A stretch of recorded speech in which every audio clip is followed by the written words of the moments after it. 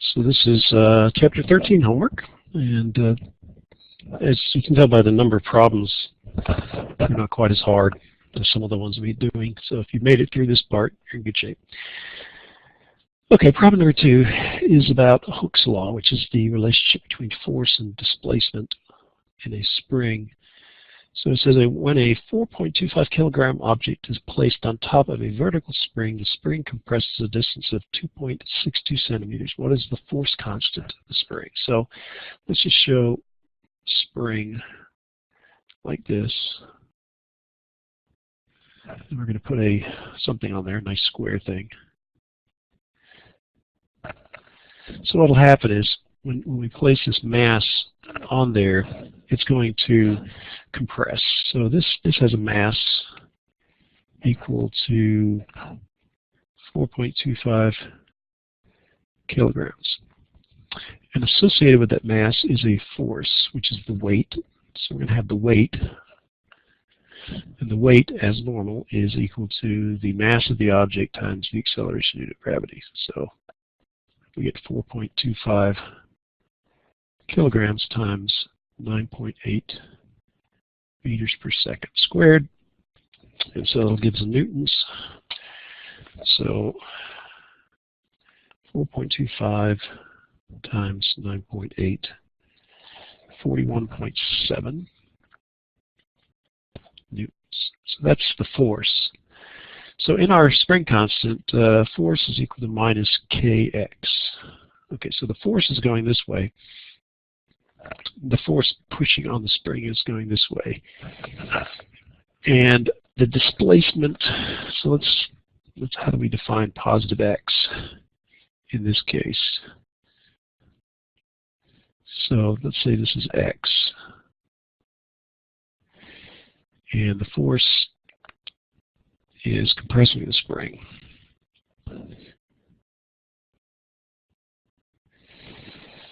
So what happens is the spring compresses, and the spring that the force is providing, the force of the spring is providing is pushing upward. So the weight's pushing it down, but the spring's pushing back.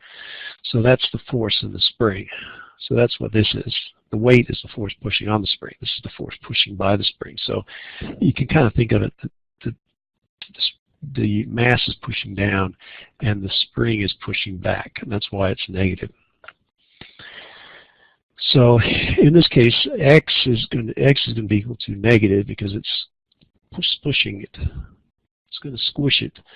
So the displacement is 2.62 centimeters. We can convert that to meters, so we divide by 100. So we get 0.0262 meters. So the spring constant is going to be negative force divided by x. The force is positive by the spring, and that's equal to the weight. So our force is 41.7 newtons positive from the spring, and our displacement is negative, so I should put that there, negative 0.0262, and the units are meters. So spring constant is negative 41.7 divided by negative 0.0262. And so we get about 1,590. And the units are newtons per meter, because that's how much force we apply for each meter that we compress the spring.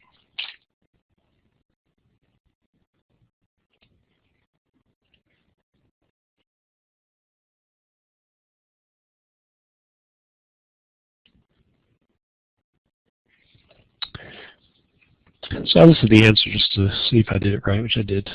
But what they do is they show the answer, and they show it as 1.59 kilonewtons per meter. So you divide that by 1,000 to get kilonewtons.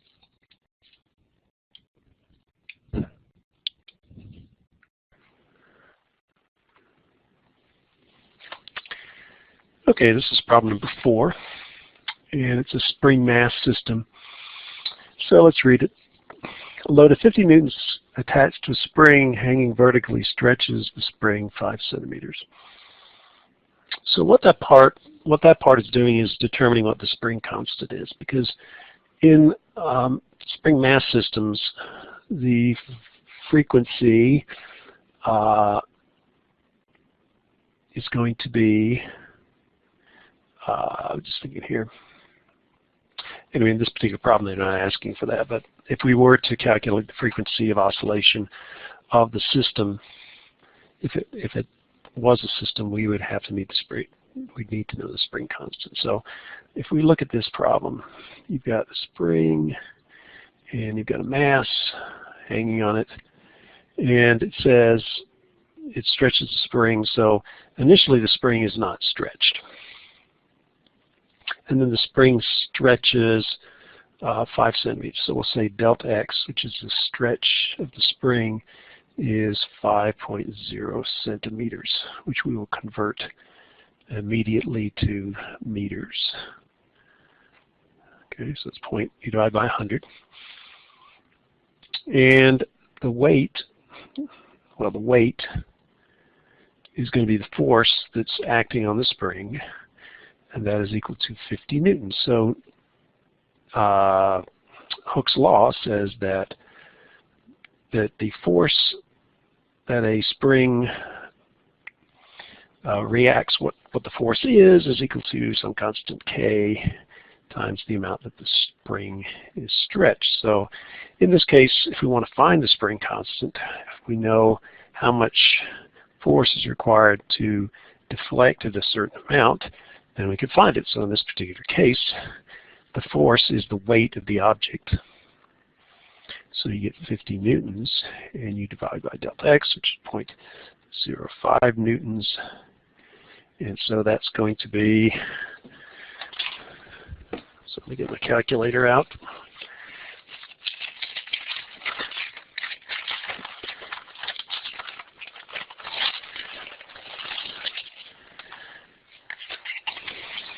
Okay, so 50 divided by 0.05, it's 1,000. So the spring has a constant 1,000 newtons per meter, which is pretty high based on what we saw in the lab. Another way of doing this without using the calculator would be to convert these to scientific notation. So you'd have 5 times 10 to the first newtons, and if you divide, you'll divide 5 times 10 to the negative 2 newtons. So when you divide 5 by 5, you get 1, and 1 divided by 10 to the first divided by 10 to the negative 2 is the same as if you move this to the numerator, made it positive, so you get 10 to the third power, and that is equal to 1,000 newtons per meter. Okay, so that's the spring constant. And it says the spring is now placed horizontally on the table. So now we put it on, so we just use that vertical trick here to calculate spring constant.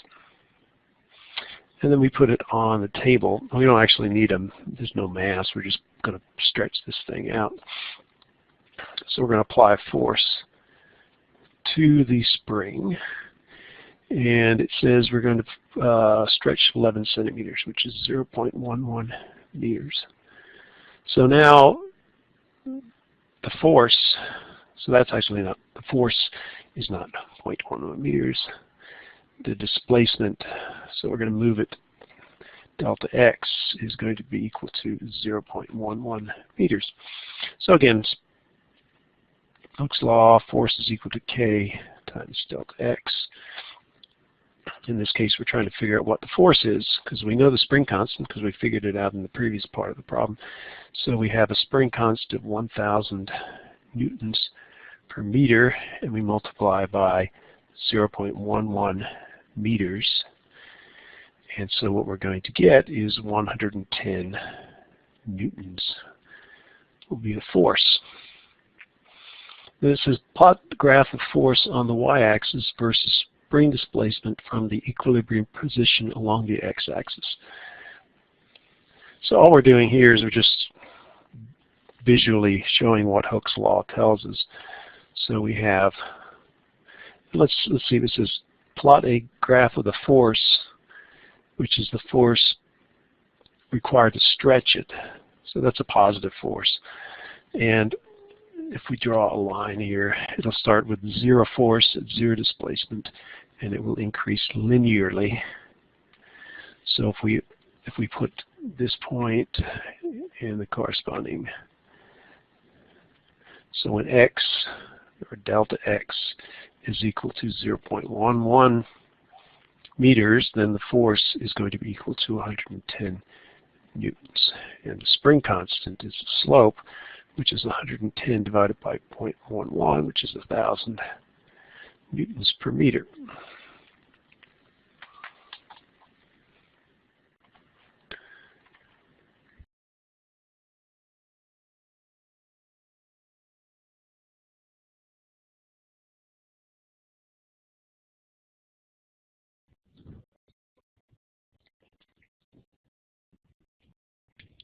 Problem 9. A slingshot consists of a light leather cup containing a stone. The cup is pulled back against 2 parallel rubber bands. It takes a force of 15 newtons to stretch either one of these bands 1 centimeter. What is potential energy stored in the 2 bands together when a 50-gram stone is placed in the cup and pulled back 0.2 meters from the equilibrium position? With what speed does the stone leave the slingshot? So the slingshot's like a spring. So we have a mass, and the spring is stretched out basically. And we actually have 2 springs, so we're going to have to double the force. So if we drew a free body diagram on this thing, we'd have the spring pulling in this direction. The rubber band has a mass. And it starts out with the initial velocity of 0 because it's just sitting in there. Then we're going to use energy considerations here. So because it's a spring, it's the potential energy of spring. Potential energy of spring is 1/2 kx squared. K being the spring constant, and x being the displacement. So what we're going to do is we're going to figure out what K is by the first thing. We know that if the force is equal to 15 newtons, the displacement is equal to 1 centimeter, which is 0.01 meters. So we use this information along with the definition of the spring constant, which is always going to be positive. So sometimes you use negative, sometimes you use positive, depending upon how you work this out. So we can take spring constant is equal to force divided by the displacement. Force is 15 newtons, and the displacement is 0.01 meters. So we multiply this by 100, so we get 1,500 newtons per meter is the spring constant. So now that we have the spring constant, we can determine by pulling back 0.2 meters, we can figure out the potential energy. So for the potential energy part, x is equal to 0.2 meters. So we use the potential energy of the spring, which is this rubber band, and it's 2 because there are 2 rubber bands times 1/2 times k, which is 1,500 newtons per meter, times x, which is 0.20 meters, quantity squared. And the units are going to be in joules because energy is joules. So we get 2 times 1/2, which is just 1. 1,500 times 0.2 squared. So we get 60 joules. So that's how much energy, potential energy, is in the 2 stretched.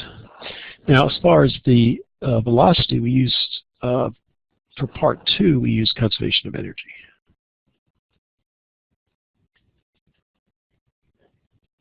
The reason we use conservation of energy because if the force is not constant during the sling parts, shot parts, so we can't use the constant acceleration results. And there's no external forces occurring, so we have no external force. There's the external force of the spring of the sling, but that's potential energy. So we're just trading potential energy. So basically what we have is there's no non-conservative work done, and we have the change in kinetic energy plus the change in potential energy due to a spring is equal to 0. Our kinetic energy is 1/2 m v final squared minus v initial squared. That's the mass of the stone. And then we add on the change in potential energy, which is 1/2 K. Well, we already figured out what it wasn't there. It's 60 joules, so let's just put it in there. And the change in potential energy in the spring is negative because we're reducing the potential energy. The initial velocity is 0. So what we would get is 1/2 m v final squared is equal to 60 joules. So v final squared is equal to 2 from here times 60 divided by the mass. Let's put it in there.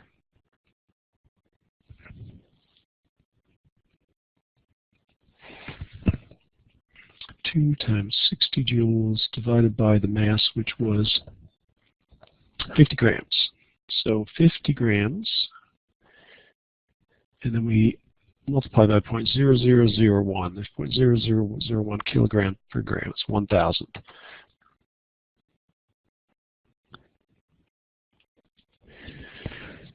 Okay, so 2 times 60 divided by 50 divided by 0.001 gives us 2,400.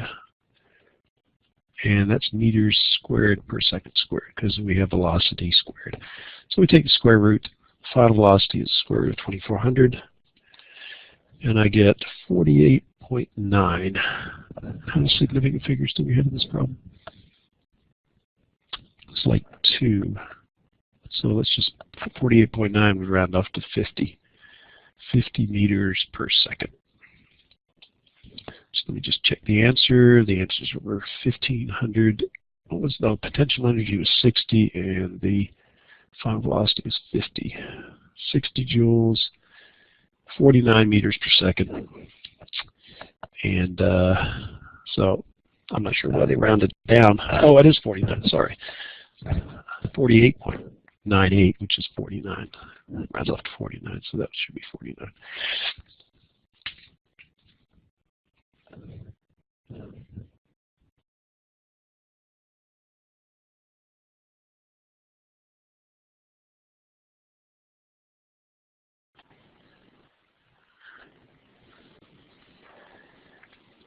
Okay, this is problem number 10. And this section deals with elastic potential energy. So remember, there's, which is the same as spring potential energy. So we could say potential energy due to spring is equal to 1/2 K, the spring constant, times the displacement of the spring squared. So that's spring energy. So we need to know the spring constant and the displacement. So if you look at problem number 10, it says an archer pulls her bowstring back 0.4 meters.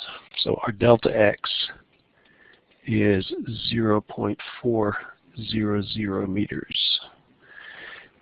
And we exert a force. So the force says it goes from 0 to 230 newtons. So when delta X equals 0 meters, then the force is equal to 0 newtons. And it says it increases uniformly from 0 to 230. I'm trying to think what would be the opposite of uniformly. So uniformly, you might just think it as a function of time, that it increases linearly. So if I were to look at like displacement of the displacement of the bow versus time, then I would think it might be something like that. In terms of work, it really doesn't or at least in terms of in terms of work, it doesn't really matter what the shape of the curve takes, just as long as you end up at the same displacement. So you could do it slowly at first and then increase it, or you could do it quickly at first and then decreases. I don't think the uniformity thing really doesn't matter as far as work is concerned. So anyway, what's the spring constant? Well, Hooke's law says force is equal to kx. Now, if there's a minus sign, it all depends upon whether you're which force you're talking about, the force you're applying on the spring or the force the spring is pulling back. So that's why I'm not putting a negative sign in here right now. So again, you can just algebraically solve for k, and so we get 230 newtons divided by 0.400 meters. So we take 230 divided by 0.4, and that gives us 575. So that's our spring constant.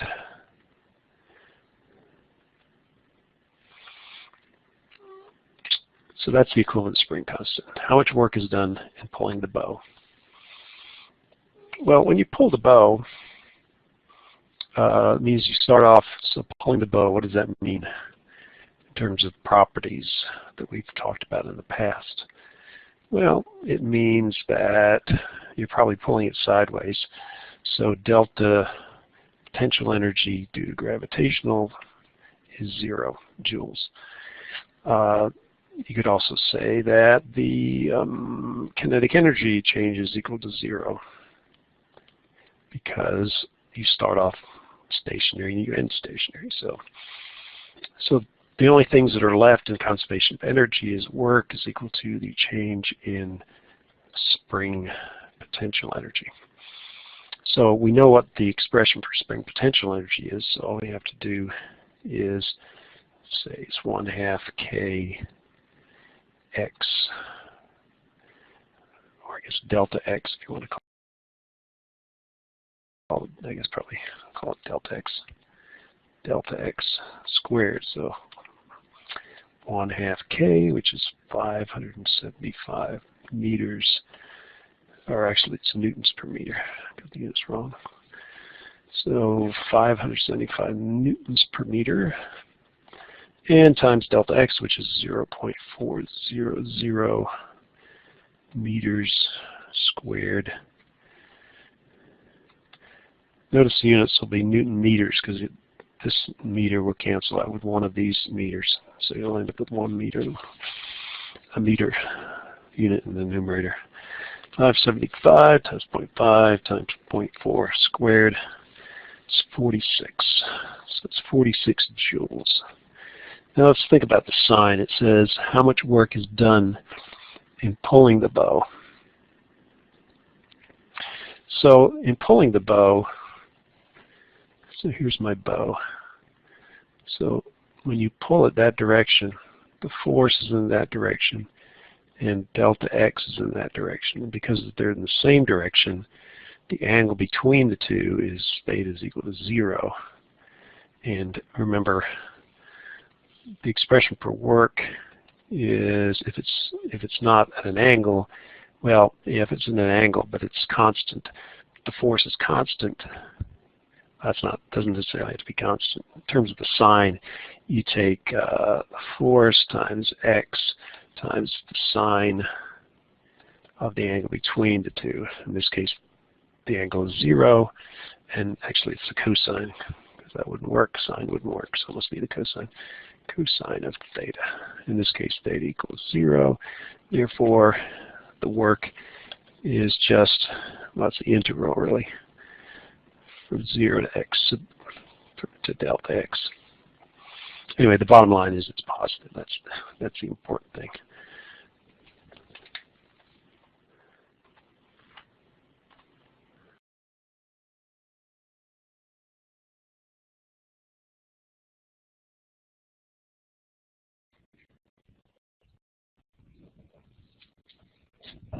Problem number 13. Okay, so 13 is a 10-gram bullet is fired into and embeds itself in a 2-kilogram block attached to a spring with a force constant of 19.6 newtons per meter, and whose mass is negligible. How far is the spring compressed with the bullet has a speed of 300 meters per second just before it strikes the block, and the block slides on a frictionless surface? You must use conservation momentum in this problem. Why? Okay, so it is a collision. It allows, what it will do is it allows us to find, so what we have basically here is we have a spring which is attached to a block, and then we shoot a bullet into the block. So here's our bullet, comes in, hits the block, changes, so when this embeds, then this will start moving at a certain velocity. And it'll happen with I'm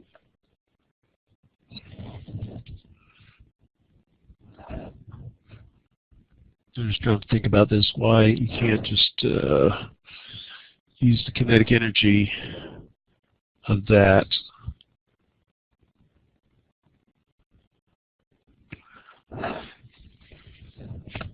What I was thinking is this doesn't have any kinetic energy to start with. So then, but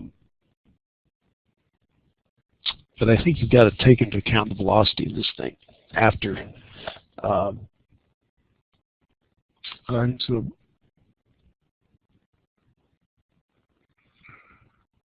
okay, so anyway, we got to use conservation of momentum. So we'll figure out the final velocity of these two things, and once we know the final velocity of that, we can find its kinetic energy of the combined thing. And then, because we lose the energy through this collision process, so the only the energy that's left after this thing's embedded can be used to compress the spring. So it's not a completely conservative process from beginning to end because we have this non-conservative embedding of the bullet. That's probably why we have to use conservation of momentum. So what we will do is, and it's an inelastic collision. So what we're going to do is we're going to break this into two parts. Part one is the collision, and we're going to use initial and final to the collision, and then we'll make the initial final velocity of the collision the initial velocity for the second part. So we have m1. Let's call this m. Let's call this 1, and we call this 2. So we have m1 times v1 initial plus m2 times v2 initial. That's the initial momentum is equal to m1 plus m2 times v final. That's the final velocity of both things. And this is 0 because we have this is just sitting here. So v final is just m1 v initial, which is the initial momentum, divided by this final mass. So we can plug those things in because we know m1 is equal to 10 grams, which is equal to 0.010 kilograms. M2 is 2 kilograms. And V1 initial is, let me write that down, V1 initial is equal to 300, I think, 300 meters per second. So we get 0.010 kilograms, mass of the bullet, times the initial velocity of the bullet, which is 300 meters per second. That's our initial momentum. Our final mass is 2 kilograms plus 0.010 kilograms. So our final velocity after the collision is 0.010. So it keeps turning off. 0.010 times 300 divided by 2.01. It's 1.49. Say 1.5. 1.5 meters per second. Now, we use that for part 2, which is the compression of the spring.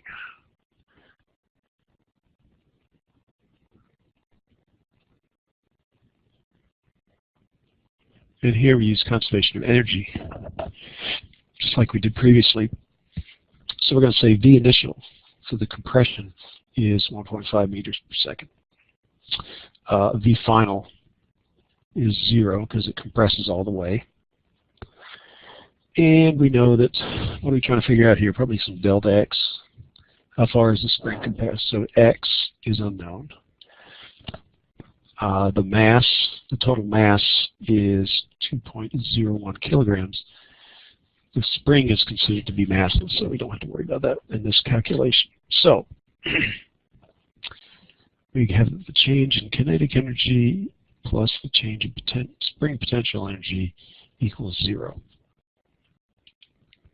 The kinetic energy, change in kinetic energy is 1/2 the mass times V final squared minus V initial squared plus 1/2 K X final minus X initial.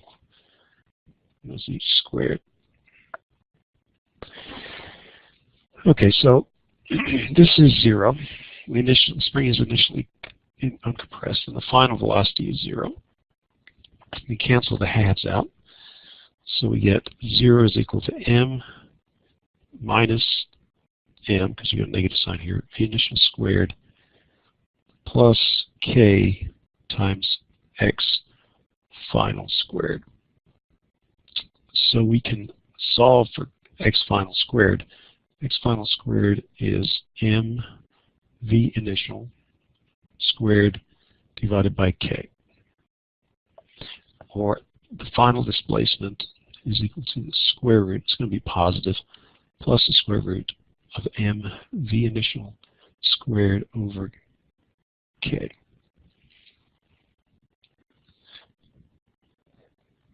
So initial velocity is 1.5 meters per second.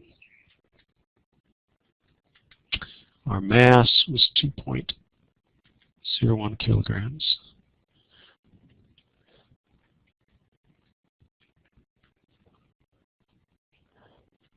Square that and divide by k, which we calculated earlier, I think. Didn't we calculate k somewhere?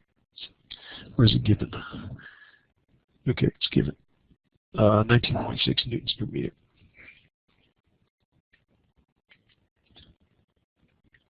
And we're in good shape because we have kilograms, not grams. We have meters per second, and we have newtons per meter. So everything's going to work out perfectly. So we take 2.01 times 1.5 squared divided by 19.6. Raise that to the 0.5 power. And that gives us that the final displacement is 0.48 meters. So let's just check the answer. So I get 1.49 meters per second, and I round it off to 1.5. And they have 0.477 meters, and I have 0.48. So looks like I'm close enough. I just did 2 significant figures rather than 3 significant figures.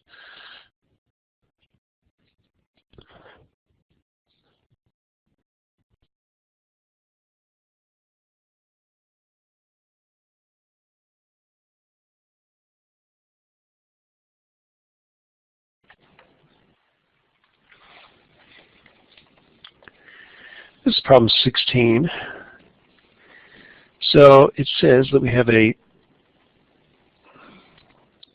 0.25 kilogram block resting on a frictionless horizontal surface, and it's attached to a spring. So let me put some wall there. So we have this spring, and then we have this block. I'm going to assume the spring is initially unstretched. Okay, so the mass, here the mass is equal to 0.250 kilograms. And it's attached to a spring. Spring constant is 83.8 newtons per meter. Then it says it applies a horizontal force, which is horizontal sideways like this, and it causes the spring to stretch a distance of 5.46. So let's assume that The block is now here, still attached to the spring. So what's happening at this point is you're pulling in this direction with some force, and the spring is pulling back in this direction with a force as well. They're going to be equal to each other until you let go, and then this force will be greater than, this will be 0, and so pull it back in that direction. Okay, so let's just find the value of F. So on this distance here, let's write that down. The displacement distance is 5.46 centimeters. 5.46 centimeters. So we'll say X equals, delta X is equal to 5.46 centimeters, which we can convert to meters, 0.0546 meters. We need to do that because our spring constant has newtons per meter. Hooke's law, force equals kx. So we have x and we have k, so we plug those in. So 83.8 newtons per meter times 0.04546 meters. 86.8. 83.8 times 0.0546. So we got three significant figures. So we got 4.58 newtons. So that's the force that's pulling back here, and this force that's pulling it that way. What is the total energy of the system when the spring is stretched? So again, energy, potential energy due to spring, is equal to 1/2 k, the spring constant, times delta x squared. Since it's not moving at this point, there's no kinetic energy. Since we're moving everything on the horizontal, there's no really, there is a gravitational potential energy, but there's not going to be any change. Okay, so let's just plug numbers in. 1/2 times k, which is 83.8 newtons per meter, times delta x, which is 0.0546 meters quantity squared. So we get 0.5 times 83.8 times 0.0546 squared. And I get 0.125 Newton meters, which is, a Newton meter is also called a joule. So that's the energy that's stored in there. Find the magnitude of the acceleration of the block immediately after the applied force is removed. So what happens when you remove this applied force, which is this force, is you got, so let's draw a free body diagram. When you reduce the, or remove the force, you're going to have this force pulling back to the spring, and that's really the only force in the x direction. So let's call this the positive x direction, positive y direction. There's no movement in the y direction. So this is the force, same force as we had wherever it was. There we go, 4.58 newtons. So at that point, instantaneously, if we apply some of the forces in the x direction, they're not equal to 0, they're equal to F, so you get mass times the acceleration is equal to the force, and you get negative F. So the acceleration is just negative F over m. And it's negative because it's, so if I define this as positive x from left to right, then it's going the other direction. So the force is 4.58 newtons divided by the mass, which is, what was the mass in this case? 0.25 kilograms, and so the acceleration, 4.58 divided by 0.25, 18.3. Now the units are meters per second squared. Now you don't get that directly out of here, but if you redefine a Newton is equal to a kilogram meter per second squared. So you divide that by kilograms. Kilograms cancel out, and you end up with meters per second squared. So that's the acceleration. Now, as soon as this moves in the negative x direction, the spring is going to be stretched a lesser amount, and therefore the force is going to get reduced. So the maximum acceleration occurs right now at the maximum displacement. Find the speed of the block when it first reaches the equilibrium position. So equilibrium was where the spring was not stretched.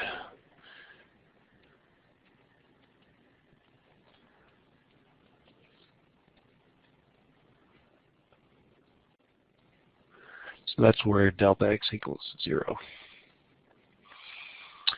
So how do you find that out? Well, you just use conservation of energy. So if we look at this, well, what we don't want to do is look, in the case of this equilibrium position, is to look at the spring and the mass as one thing. So it's attached to the wall and it's being pulled back from right to left. So we draw it around here like we did before.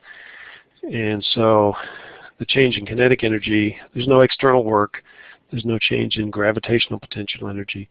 So again, you get 1/2 m v final squared minus v initial squared. That's the change in kinetic energy, plus 1/2 k x final squared minus x initial squared.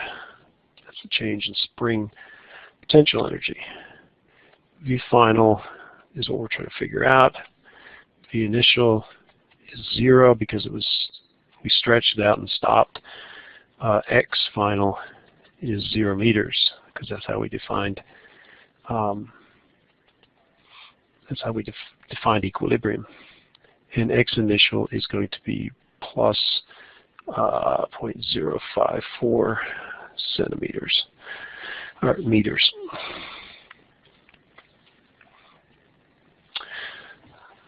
So cancel out 1/2 the mass. We know the mass is equal to 0.250 kilograms. And the initial is 0, x final is 0. So we just end up with 0 is equal to m v final squared minus k x initial squared. So this is exactly the same equation we ended up with. You end up with k over m times x initial squared, take the square root, v final is equal to plus or minus the square root of k over m times x initial.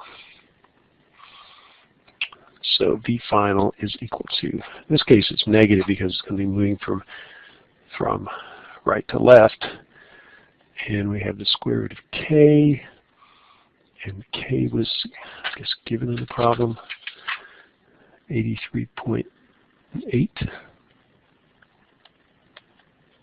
newtons per meter divided by the mass, which is 0.250 kilograms, all times the displacement, which was 0.0546 meters.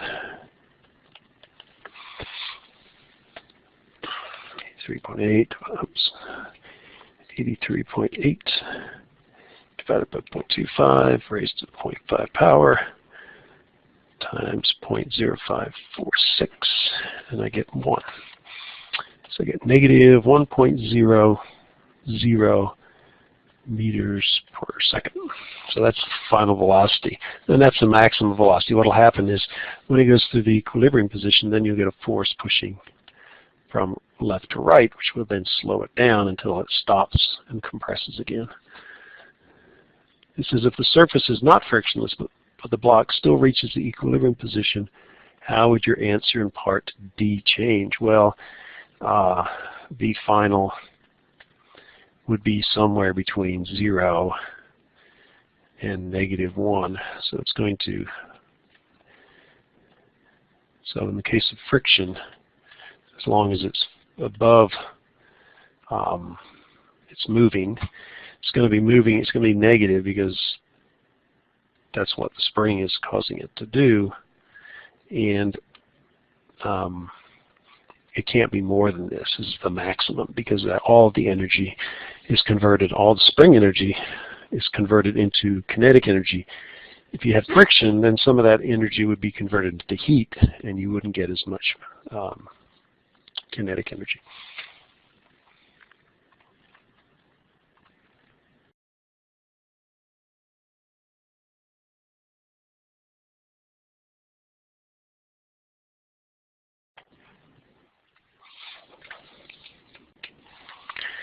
Okay, problem number 19. So it says at an outdoor market, a bunch of bananas is set into oscillatory motion with an amplitude of 20 centimeters on a spring with a force constant of 16 newtons per meter. It is observed that the maximum speed of the bunch of the bananas is 40 centimeters per second. What is the weight of the bananas in newtons? So you can kind of think of it as a scale, and we'll assume the bananas, are weighing the same. So here's my bananas. So that's my bananas. We're assuming that the thing holding it is negligible compared to that. And so it's going to go into oscillatory motion. So what happens is if we looked at y, so here's y, and let's say y equals 0 is when you're at equilibrium, so you just hang the bananas down. So the weight of the bananas is holding this down. And then you pull even further, so you move it beyond the equilibrium position. And that'll pull it back to here, but it'll still have speed, so it'll go up to here and then just go back and forth. So it's saying the amplitude is 20 centimeters, which if we divide by 100, we'll get 0.200 meters. And it says the spring constant K is 16 newtons per meter. And it is observed that the maximum speed of the bunch of bananas is 40 centimeters per second.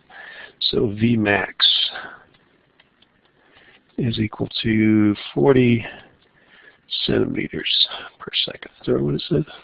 Centimeters per second. Yeah, so if we divide by 100, that'll go 0.4 meters per second. Okay, so the question is, how many bananas?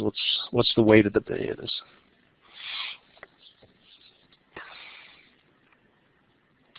So how does that work? Let's just think about it.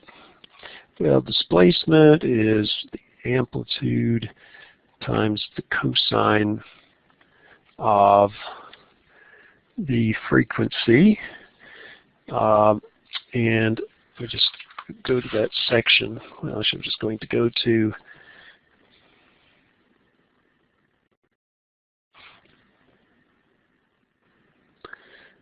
just make sure I'm using the right approach, because there's two ways of looking at it. You can say the displacement is a cosine of 2 pi ft, where f, the frequency of oscillation, if we solve for that, is going to be equal to 1 over 2 pi times the square root of k over m. And the velocity is just equal to minus a omega, which is 2 pi f, so you get 2 pi f times the sine of 2 pi f t. So you see what it does is it oscillates. And we're going to look at velocity. So if this is velocity versus time, you go like this, and it's the sine, so it actually goes the other way because it's negative. So it goes like this, and it comes up like that, it comes back down. So it follows a sine wave. And so the maximum that this value can be is 1. So the maximum, so you could say V max is equal to minus A times 2 pi F times either plus or minus 1, depending upon where in the cycle it is. So let's think about it. We have V max. The amplitude, we know what that is. The frequency is 1 over 2 pi times the square root of k over m. So we know the spring constant, so we should be able to calculate the mass. And then once you have the mass, you can calculate the weight. Okay, so that's one way of doing it. Let's just finish it that way, and then I'll go see if there's another way of doing it. So what we're going to do is we're going to rewrite the equation, and we're going to use the plus version of it. Okay, so it doesn't matter, just so that we use the right sign, they match up. So you're going to end up with A omega, which was 2 pi f, 2 pi times f, but f is equal to 1 over 2 pi square root of k over m. So you can see those cancel out. And if you divide by A, you'll get V max divided by the amplitude is equal to the square root of k over m, and square both sides, so you'll get V max squared divided by A squared is equal to k over m. And if you solve for the mass, what you do is you take this, move that up there, and then take this, move that down there. So you'll have k divided by V max squared, and then you can move this up at the top to solve for m. So m goes up here, this comes down there, this goes up there, and then you have to solve for mass. So you don't have to do any fancy math there. So now all we have to do is plug everything and make sure all the units are correct. So the spring constant is given in the problem. This is what problem I think are we working on? It's the banana problem, number 19. Okay. So K was equal to 16 newtons per meter.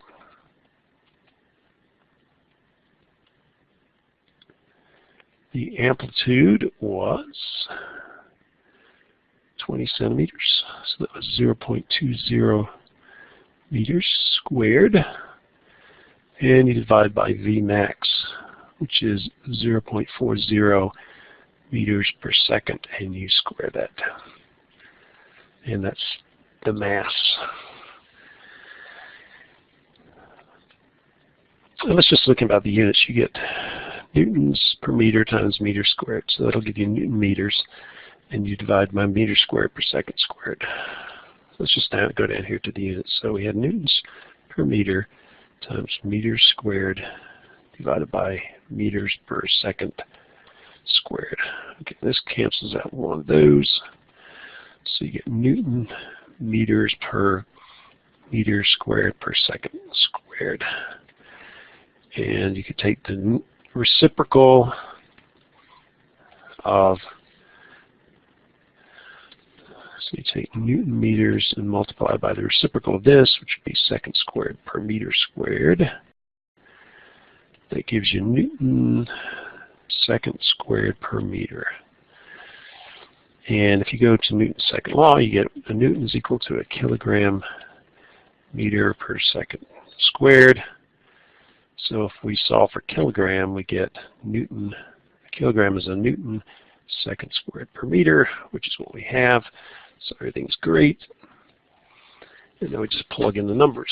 Everything's in meters, newtons, seconds. So we get 16 times 0.2 squared divided by 0.4 squared. And I get 4.00 kilograms. So that's the mass. That's not what they're asking for. They're asking for the weight. The weight is equal to the mass times acceleration due to gravity. So we take 4.00 kilograms times 9.8 meters per second squared. times 9.8, 39.2, 39.2 newtons.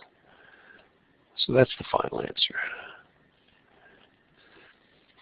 Now the other way that I was thinking about is there's another expression. Let's see if I can. Hold on a second. Okay, so there was the other relationship which related, which was this one. V is equal to plus or minus the square root of k over m times a squared minus x squared. So the case where V max is when x is equal to 0.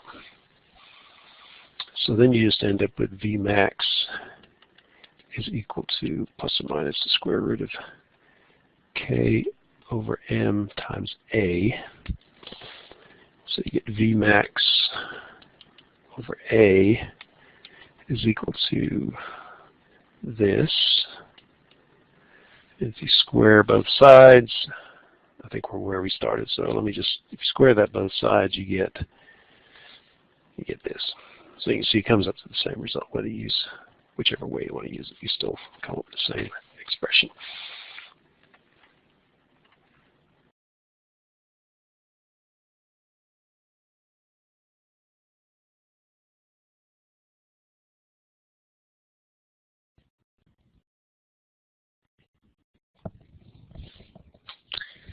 Problem number 20.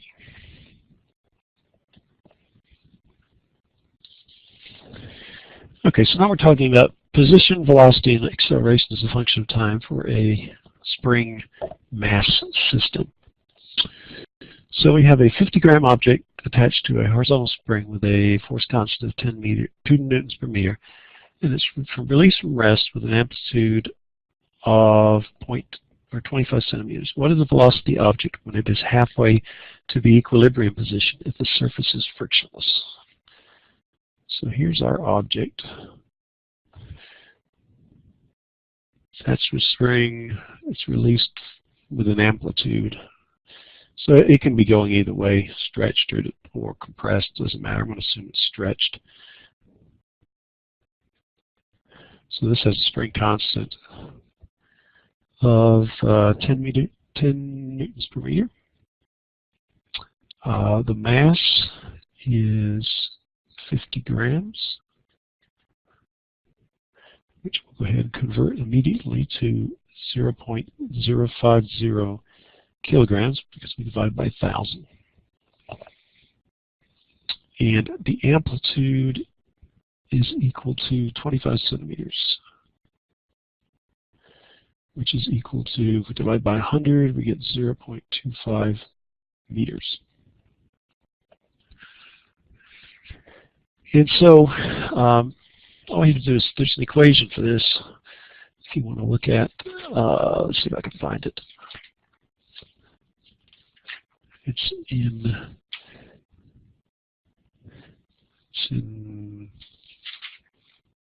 somewhere here. Velocity is a function of position. Okay, so it's on page 431.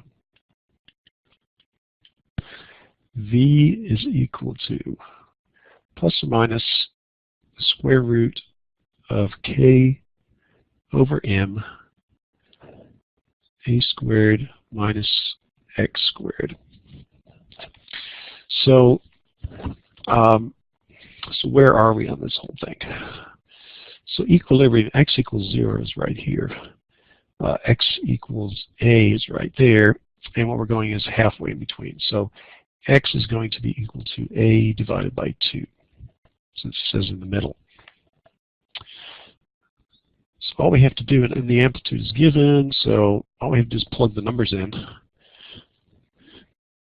So let's do it. So a is equal. We already have that. A is equal to that. So let's just figure out what x is. X is a 0.25 meters divided by 2, which is 0.125 meters. So our velocity, in this case, is going to be if we have this defined as positive x, it's going to be positive velocity. As you let go of the spring, the mass is going to be pulled to the right, and it's going to accelerate. And so it's going to be positive. So we have the square root of k,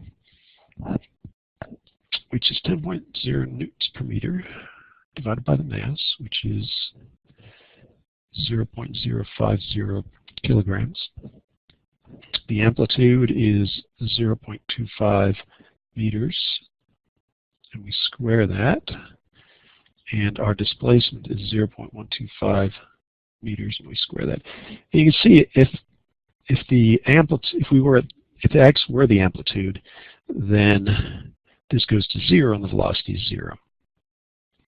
And if it's negative the amplitude, then you get 0 again. So at the amplitude and negative the amplitude, which would be a full oscillation, this will not full all the way over here, you get 0. In the middle, you get the maximum velocity. And that would be x equals 0.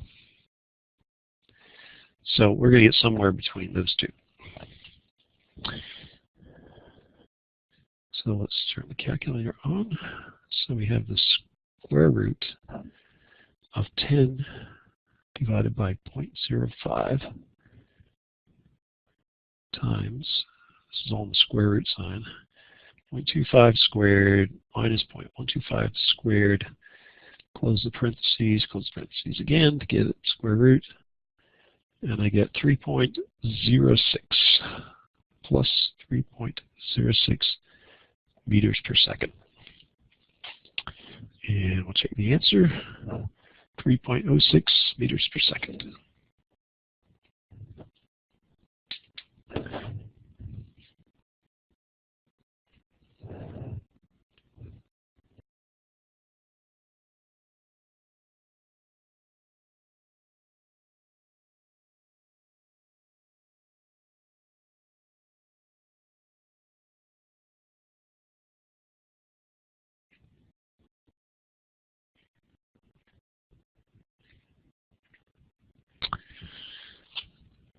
Problem number 24. So it says the period of motion of an object's spring system is 0.223 seconds. So we'll say t, which we use for period, is 0.223 seconds.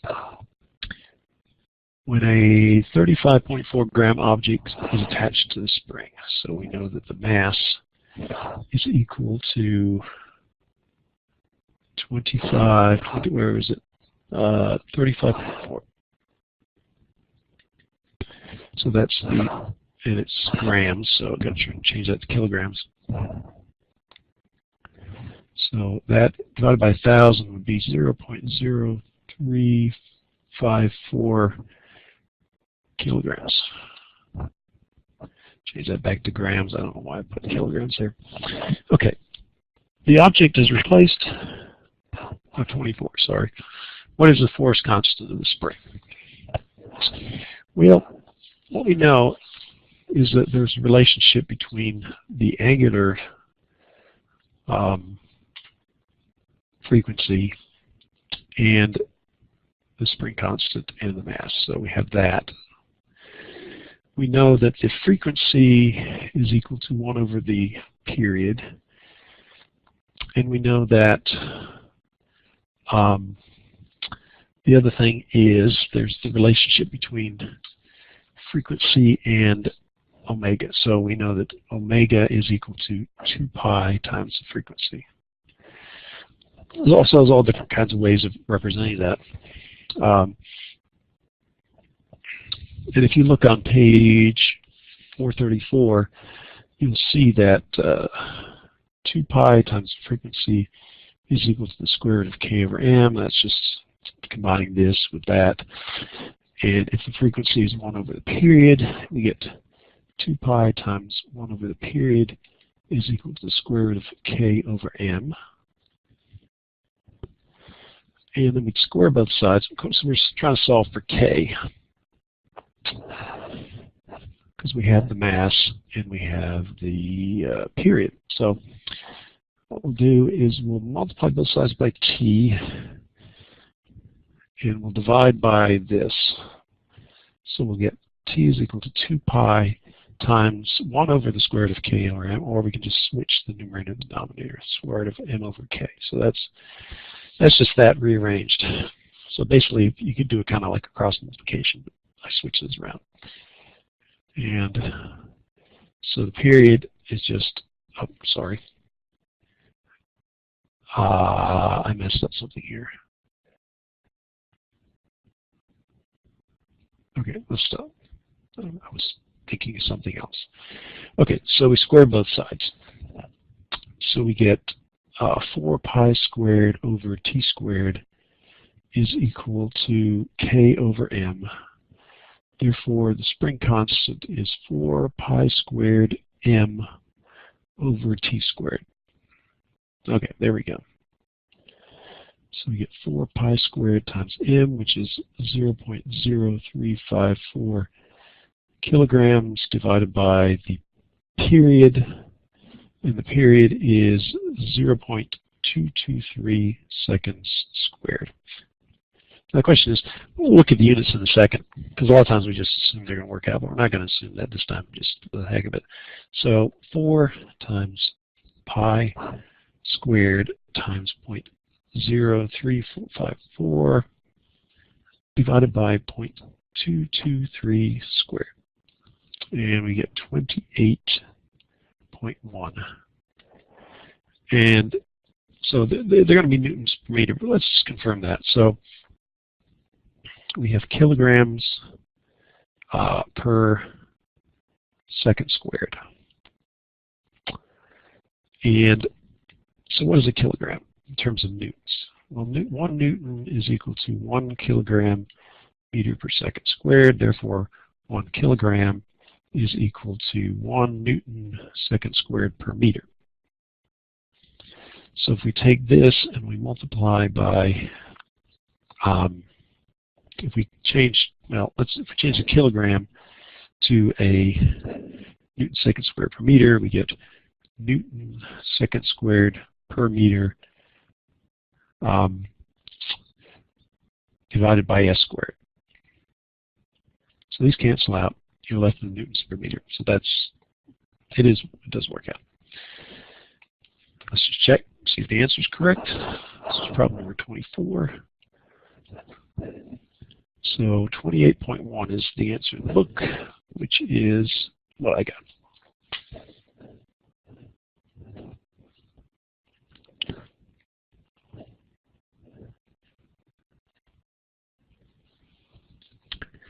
Problem 25. So this is kind of like 24. It's just a thing that relates the properties of the spring mass system to its oscillating properties. So let me look at it. The spring stretches 3.9 centimeters when a 10-gram object is hung from it. The object is replaced with a block of mass 25 grams that oscillates in simple harmonic motion. Calculate the period of motion. So from the displacement and the mass, we can calculate the spring constant. So let's write that down. So we say x is equal to 3.9 centimeters, which we convert to meters by dividing by 100. The force is, in this case, equal to the weight of the object, which is its mass times acceleration due to gravity. And the mass is 10 grams, so we take 10 grams and divide by 1,000, and we get 0.01 kilograms. We multiply by 9.8 meters per second squared. So, well, that's going to be equal to, it's easy enough, it's 0.098, and the units are newtons. So the spring constant is just the force divided by the displacement, which is 0.098 newtons divided by 0.039 meters, 9.8 divided by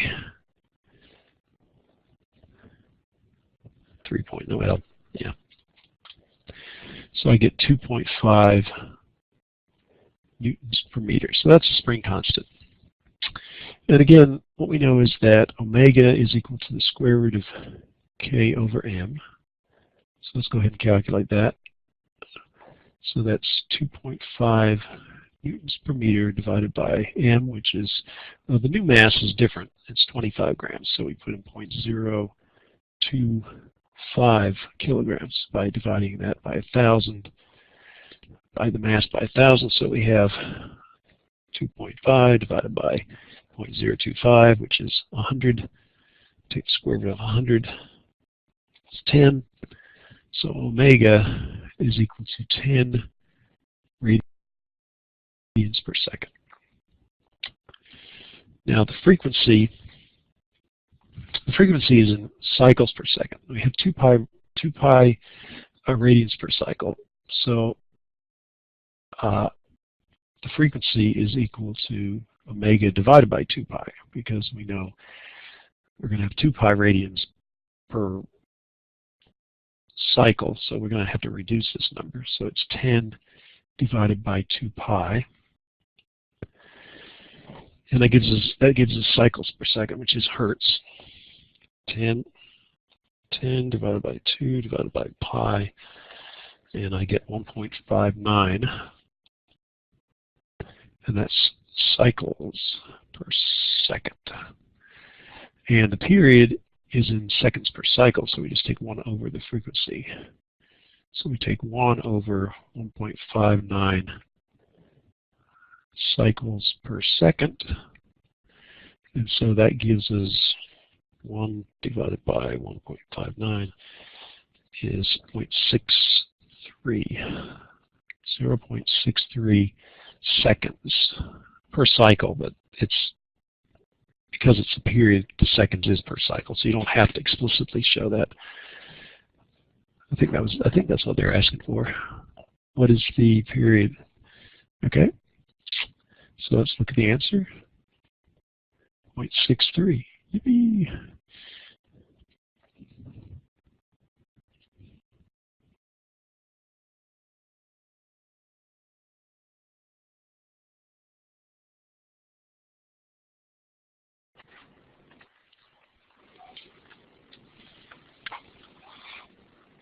Okay, this is problem 29. So it says that we have a spring,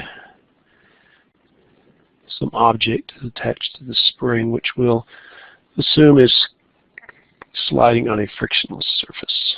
So here we go. Okay, so this is moving, there's no friction. And it says the mass of the object is equal to 326 grams. If you divide by 1,000, you'll get 0.326 kilograms. It says it executes simple harmonic motion with a period of 0.250 seconds.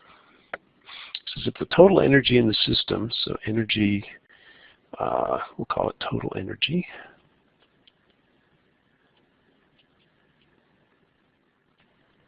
equals 5.83 joules.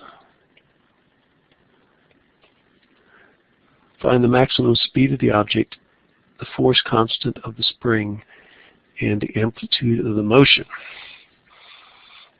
Okay, so what do we know? Well, I'm just going back to the summary, and you can see that the period of a spring mass system is equal to 2 pi times the square root of m over k. So I'm given the period, I'm given the mass, so it looks like I should be able to solve for k. So that would be nice. So let's solve for k. So we get, let's square everything. So you get t squared is equal to 4 squared, 2 squared, which is 4, pi squared times m over k. And so k is equal to, so I'm doing here is I'm just doing this thing about moving things around. So I want k to be on the numerator, so I'll move that to the left side.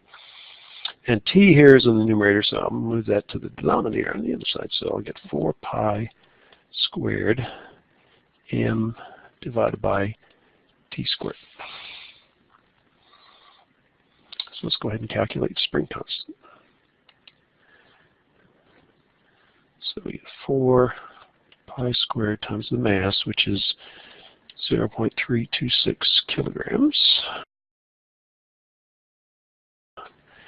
divided by the period, which is 0.250 seconds, and we square that.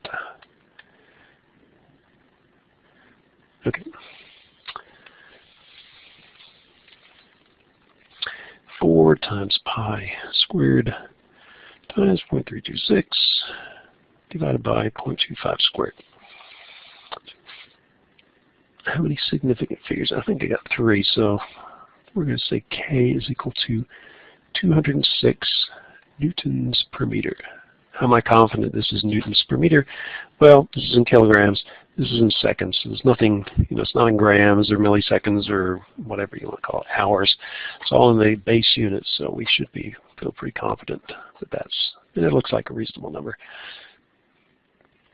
Okay, so that's the spring constant. So what else are we supposed to find out? Found that. Okay, speed, force, constant spring. Okay, found that out.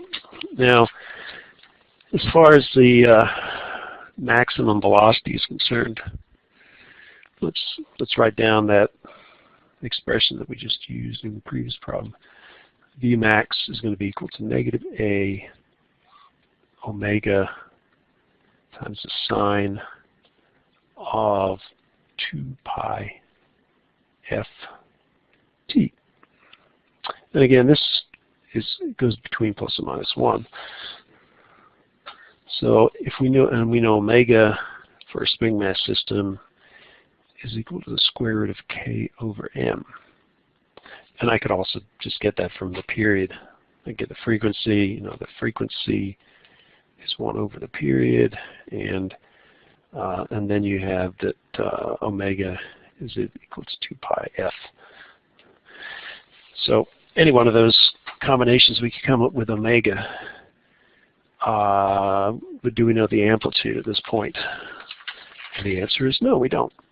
So we have 2 unknowns, and that's why we have to figure out what the well, there's a couple of ways we could. So the other thing is, if you again look at the energy, so energy in this case, it just goes between 2 kinds of energy, the spring energy and there is kinetic energy.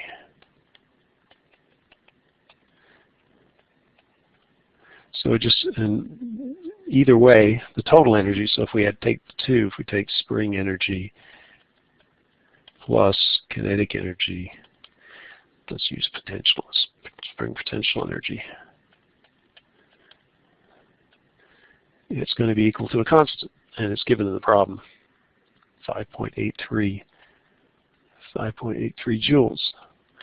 So the maximum kinetic energy happens when this is 0, and the maximum kinetic energy, so when you have maximum kinetic energy, you also have maximum velocity because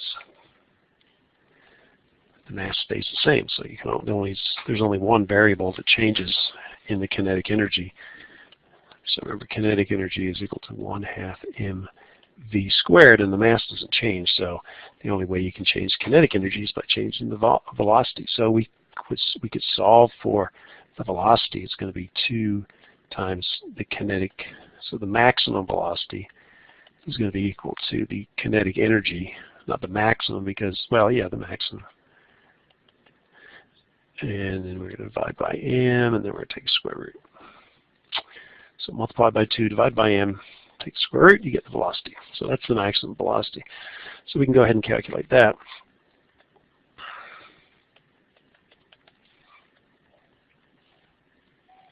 So you have 2 times the maximum kinetic energy, which is when all of the energy becomes kinetic energy. We divide by the mass, which we figured out here, or they gave it to us. 0.326 kilograms. Again, kilograms is the base mass unit, joules is the base unit for energy. So we know this is going to work out right. We don't need to go through the process. 2 times 5.83 divided by 0.326. Square root of that, I get 5.98. 5.98 meters per second. So that's the maximum velocity. So I've got that. I've got the force constant. So now what we can do is, well, there's 2 ways you can do this. You could go, so let's show you both ways to do it. You could use this and find the amplitude and get it that way. So let's see if that's true or not.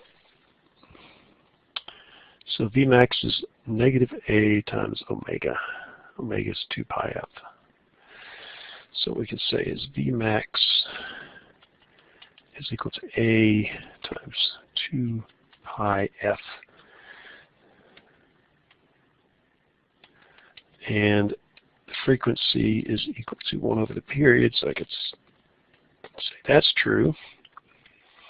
So the amplitude is going to be equal to Vmax times T divided by 2 pi.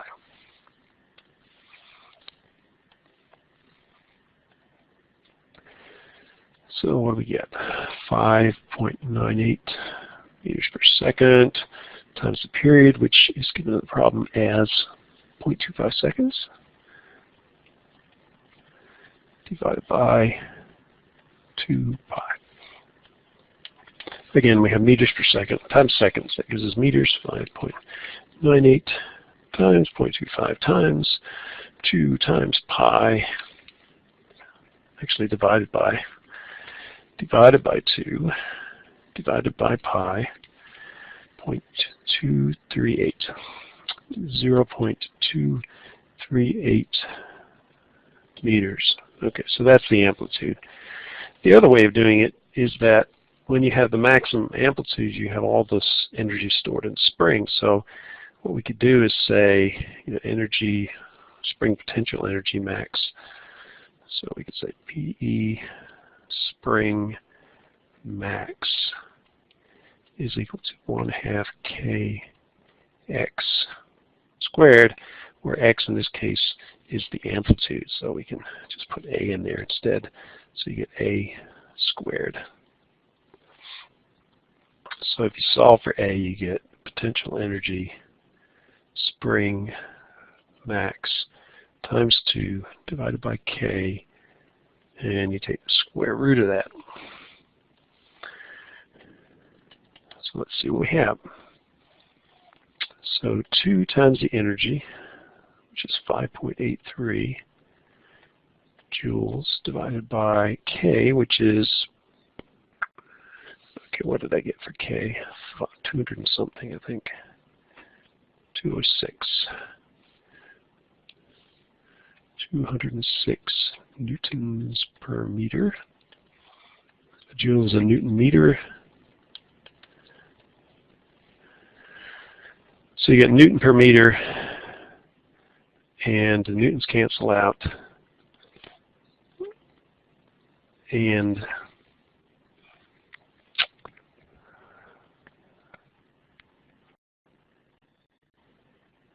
actually joule is a newton meter. So the newtons cancel out, and you get meters times meters. Meters squared, take the square root, and you get meters. 2 times 5.83 divided by 206 raised to the 0.5 power, and I get 2.38. Okay, so you get, I don't need the square root, just do the calculation, and I get 0.238 meters, which is exactly the same answer. And these are all related because, they're all connected by the same equations. And I think that's all they asked for. Yep.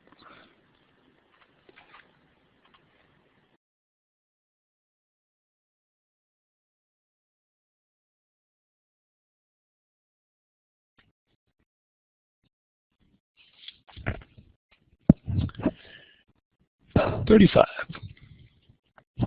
35 is a pendulum, and pendulums have harmonic motion as long as the angle of displacement is fairly small. Under those conditions, the sine of the angle equals the angle, and it allows us to simplify it. And the result, if you look at your book, for pendulums, if you can find the pendulum section, is it's like L over G or something, square root of L over G, if I remember correctly. Okay, so for a pendulum, we have that the period is equal to 2 pi times the square root of L over G. That's one result. And you could also say that the angular frequency is equal to the square root of G over L. That's another way of putting it. So that's probably what we need to solve this problem.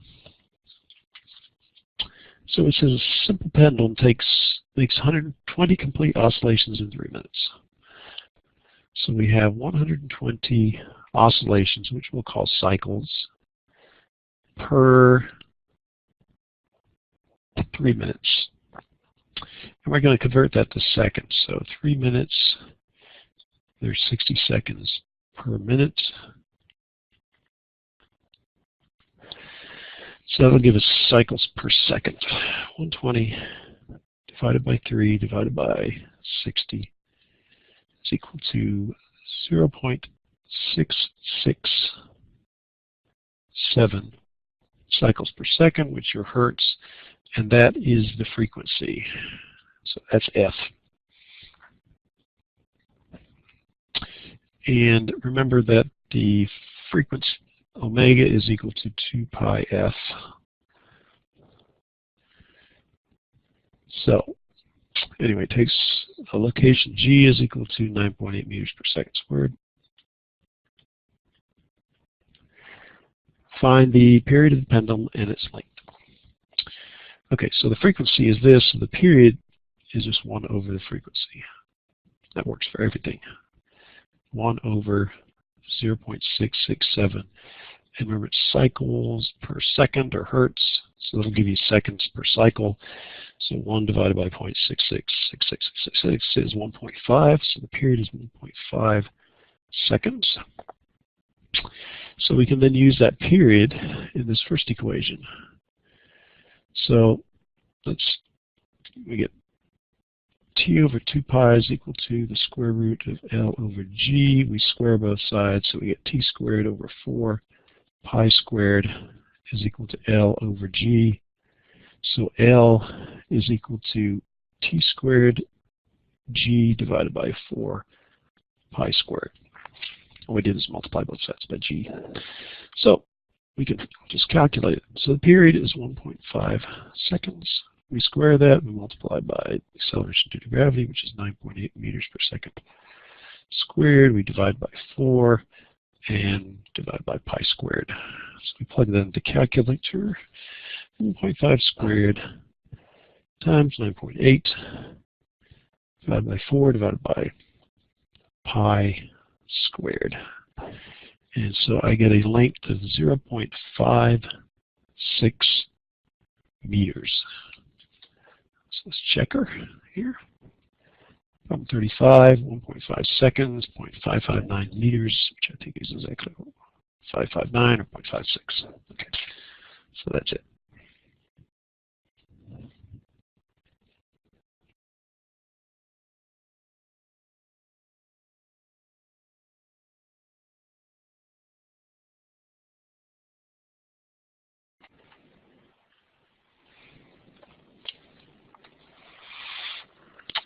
Okay, we're doing, let's see what we want to do.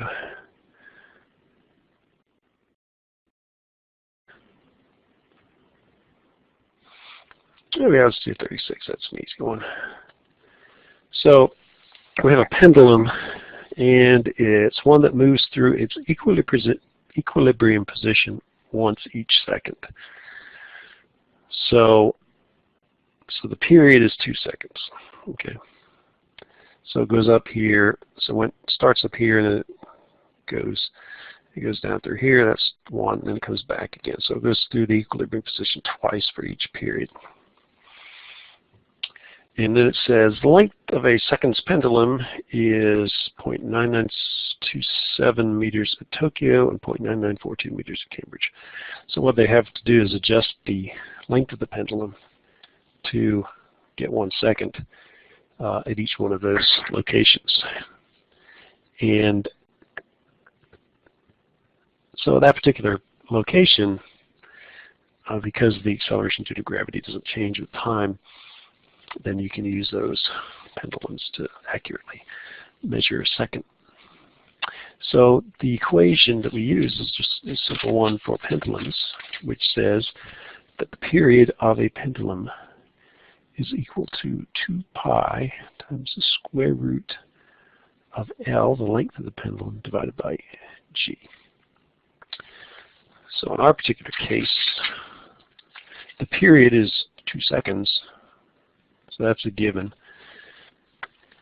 So you can see we can solve this. So if we square both sides, you get t squared is equal to 4 pi squared times L over G. And so if you solve for G, you'll get, you move that to the numerator because it's here in the denominator, and we get 4 pi squared L divided by t squared. So the t squared in the numerator goes to the denominator on the other side. So all I have to do is just plug in the numbers. So L in Tokyo is 0.9927 meters, and we divide by the period, which is 2 seconds, and we square that. And so the second part in Cambridge, England,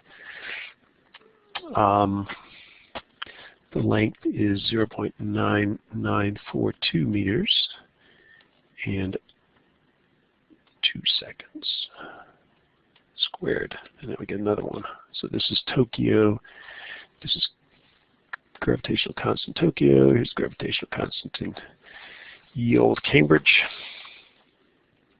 And these better come out to be near 9.8 or we're in trouble. 4 times pi squared times 0.9927 divided by 2 squared.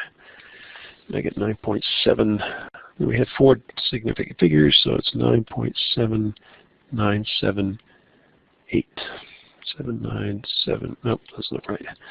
9.798.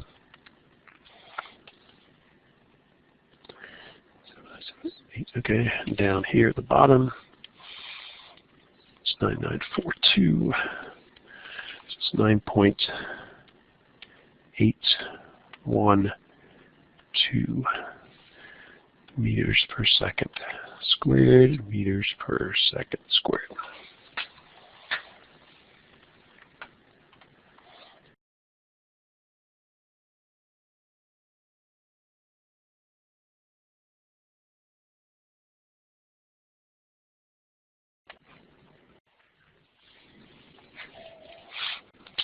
Problem number 37.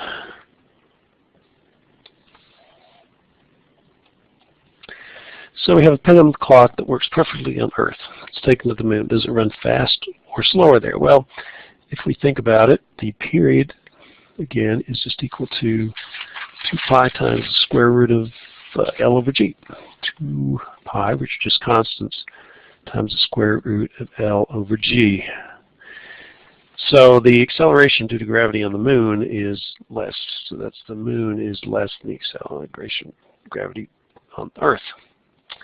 And since that is smaller, the period on the moon is going to be greater than the period on the Earth.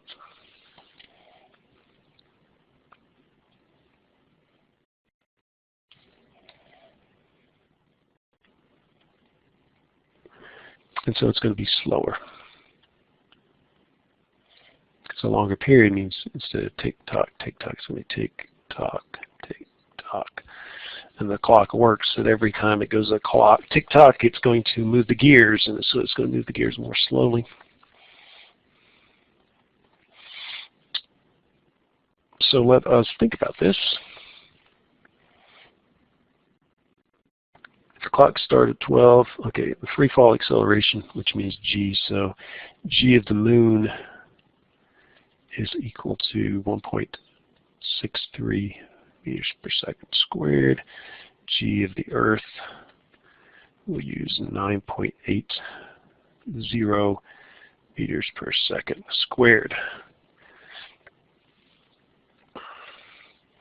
So we could just take a ratio here, that the period on the moon divided by the period on the Earth is going to, the two pi's cancel out and the lengths cancel out. So you get the square root of g of the Earth,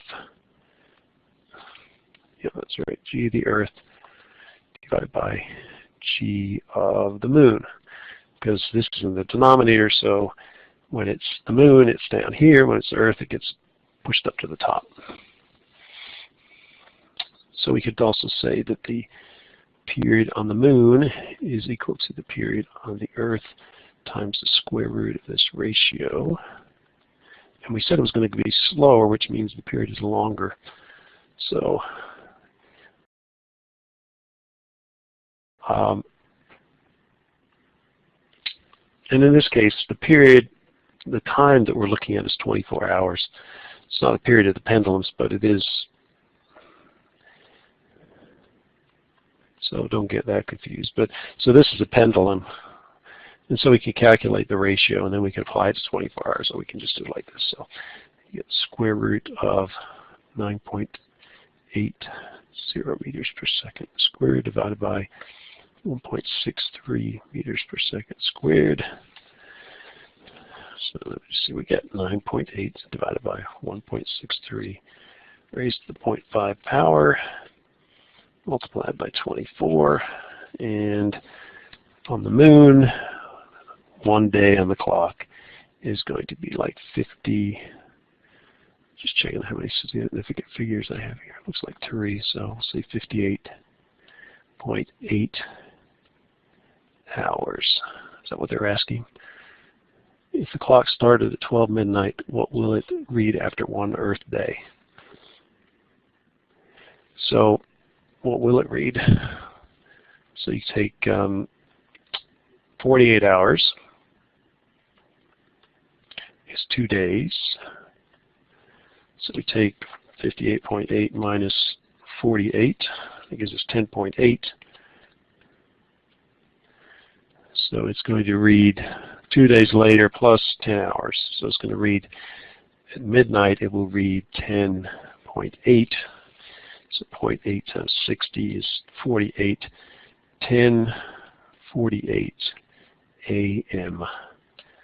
That's what the moon clock will register when it's 12 a.m.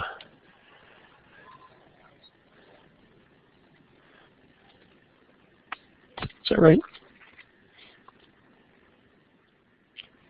Actually, it's the other way around, isn't it? It says if the clock started at midnight, what will it read after 1 Earth day? So that's actually if it reads 1 Earth day on the clock. So it actually goes the other way around.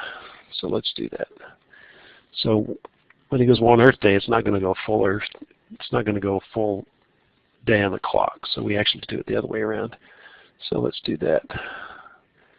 So we could basically take 24 divided by 58.8 divided by 58.8.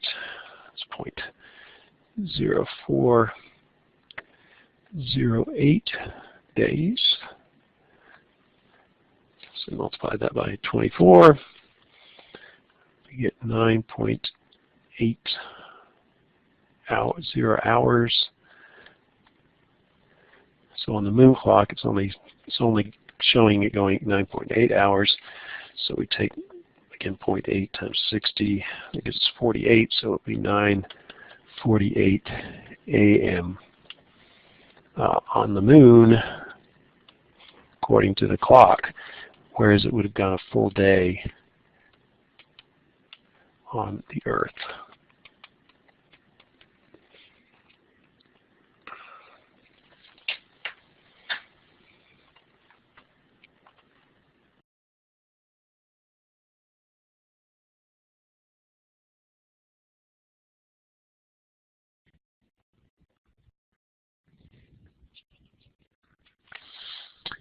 Okay, now we're at 41. And 41 is in the frequency, amplitude, and wavelength. This is to do with mechanical waves, basically, I think. Yes. So 41 says, the sinusoidal wave shown in figure 13.41 is traveling in the positive x direction and has a frequency of 18 hertz. To find the amplitude, the wavelength, the period, and the speed of the wave. So from the diagram, what we can see is that from peak to peak, so we'll say P to P, peak to peak, the magnitude is 8.26 centimeters. So the amplitude is just half of that because we go around the equilibrium point, which would be 4.13 centimeters. So that's the amplitude. Now, the wavelength is shown, what they do is they show you a quarter of the wavelength because it goes from, I guess that's half the wavelength, actually. It's half the wavelength, which is the distance from one peak to a trough. So 1/2 the wavelength is equal to 5.20 centimeters. So the total wavelength is 2 times that, which is 10.40 centimeters. Okay, now as far as period and speed, what we have is that, what do we know? We know the speed is equal to the frequency times the wavelength, or it's equal to the wavelength divided by the period. And we know the frequency is given. So the frequency is given in the problem, which is F, which is 18 hertz, which is a hertz is a cycle per second.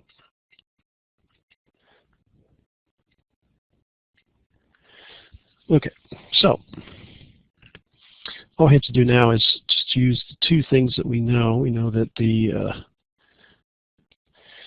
period is equal to 1 over the frequency, which applies for everything. And we also know that the wave speed, we just wrote this down, is equal to frequency times the wavelength. So we know the wavelength over here, right there. The frequency is given.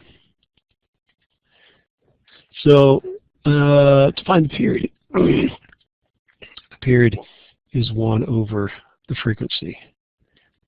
And that's cycles per second. So when you take the reciprocal of that, you get seconds per one cycle. And so 1 divided by 18. 1 divided by 18 is 0.055 seconds per cycle. And the final one, the velocity, depending upon whether we want to get in meters per second. We're going to do it in meters, so let's change the wavelength from 10.4 centimeters to 0.104 meters. You divide that by 100. So you move the decimal point 2 places. So then to calculate the speed, all we have to do is take the frequency, which is 18 cycles per second, times the wavelength, which is 0.104 meters per cycle. So 18 times 0.104 is 1.07 meters per second. If we did it in centimeters, it would be 100.7 centimeters per second. Okay, so that's it. Let me just check the answers to make sure I didn't make any mistakes. Here, the amplitude was half, 4.13. The wavelength was 10.4, correct. The period was 0.0556, and the wave speed was 1.87 centimeters per second. That didn't sound right. Oh, I think I just wrote it down wrong. I just can't read. It's 1.87. 1.87 or 187 centimeters per second.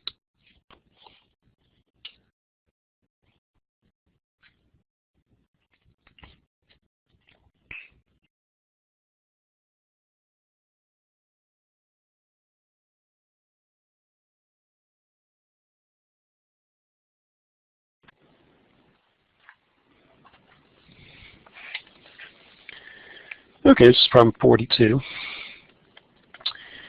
And it's in the book, this graph, so I'm going to just try to sketch it.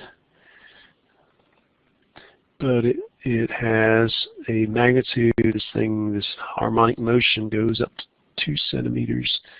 And we go like this, and it comes back down through 0, and then back up again. And this is 3, and this is going to be 1.5. And this is going to be 4.5, and this is going to be 6 seconds. Yes, seconds. This is centimeters. So our amplitude in this case is 2.0 centimeters. Our period is 6.0 seconds. Okay, so what are we asked for here? Why is it the amplitude? The amplitude is the distance from the equilibrium position, which is 0, to the maximum or the minimum, the absolute value. So it's going to be +2 or -2, but we always use the positive. Amplitudes are always positive. Okay, the period, that's 1 complete cycle, so that's 6 seconds. The angular frequency, okay. So how do we get the angular frequency? Well, let's figure out the regular frequency. Regular frequency is just 1 over the period. So it's 1 over 6 seconds, which is 0.166 cycles per second, or hertz. So this is cycles per second. Period is seconds per cycle. So 1 over that is cycles per second, which is a hertz.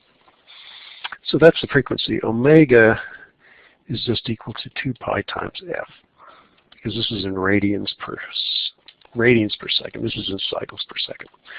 So we take 0.16666, or we could take 1/6, it might be easier, 1 divided by 6, and we multiply by 2 times pi, and we get close to 1.05 radians per second. Okay, so that's the angular frequency. The maximum speed. Okay, so what is speed? Velocity. Again, we did this before. It's negative the amplitude times omega times the sine of omega t.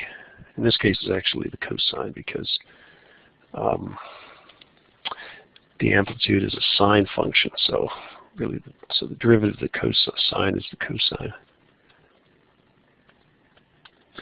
And you can see where, and I think it's positive in this case. Yeah, because the original displacement is just a sine omega t. So when you take the derivative, you get a omega cosine of omega t. And the maximum is when this is 1 or -1. So we should be able to find the maximum speed by just taking the amplitude. So Vmax is equal to the amplitude, which is 2 centimeters. So that's 0.2 meters times omega, which is 1.05 radians per second. So times 0.02 is 0.0209 meters per second. The maximum acceleration. Okay, well, what's the acceleration? The acceleration, you take the derivative again, and you get a omega squared. In the case of the next derivative, it would be negative sine of omega t. Again, this maximum sine value is plus or minus 1, so I'm going to make it 1. And I'm going to, we're going to have a maximum negative and a maximum positive acceleration. So I'm just going to use the positive version here. So the amplitude, again, is 0.02 meters. And you multiply that by omega, which is 1.05 radians per second. And you square that. So the acceleration is going to be 0.02 times 1.05 squared. And I get 0.0221 meters per second squared. So that's the maximum acceleration. This is the maximum velocity. And an equation for its position in terms of the sine function. Well, actually, we already did that. So the position x is equal to a sine of omega t. So we just plug in the amplitude, which is 0.02 meters times the sine of omega, which is 1.05 radians per second, times t. So that is the equation for the displacement.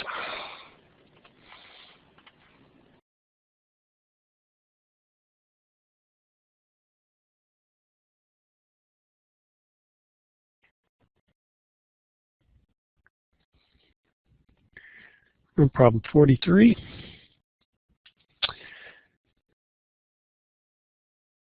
is a certain FM radio station broadcasts jazz music at a frequency of 101.9 megahertz.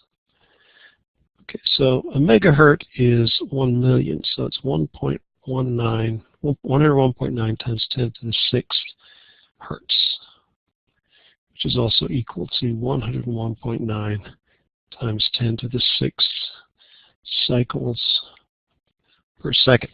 Okay, it's a pretty big number. Find the waves period and its wavelength. Okay, one thing we know is that the wave speed of light, which we designate as c, is 3.00 times 10 to the 8th meters per second. What else do we know? We know the period is equal to 1 over the frequency, and we know that the wave speed is equal to the frequency times the wavelength. So the first part of the problem is easy. It's wavelength. When we have the frequency, we have the speed, so we can solve for the wavelength from this equation. So the wavelength is equal to speed divided by the frequency. Speed is 3.00 times 10 to the 8th meters per second, divided by the frequency, which is 101.9 times 10 to the 6th cycles per second. And so what we get units-wise is the seconds cancel out, we get meters per cycle. So how far does it go in one cycle? And 101.9 to the 6th is the same as 1.019 to the 8th. So it should be around less than 3. So 3 e to the 8th divided by 101.9 e to the 6th, 2.94. 2.94 meters. The reason this is fairly large is because the speed is so large. So it doesn't take, it goes a long distance in a very short period of time. Okay, so that's the wavelength. The next one was find the waves period. So the period, I should have done that first, but I didn't. The period is just equal to 1 over the frequency. So we get 1 over the frequency, 101.9 times 10 to the 6th cycles per second. So we end up getting seconds per cycle, which is a period. So we take 1 divided by 101.9 e to the 6th. So we get 9.81 times 10 to the minus 9th seconds. And you might want to rewrite that 10 to the minus 9th. So let's go back. There's somewhere in the beginning of the book that tells us what all those things represent. I forget these things. So I think it was in the first chapter. what those prefixes mean. So if you look at table 1.4, 10 to the minus 9th is nano. So we could call this 9.81 nanoseconds. Just a short way of doing it. Okay, let's check our answers here. Let's see, we had 2.94 meters. Yes. 9.81 nanoseconds is the other answer. Okay, let's get the right answer.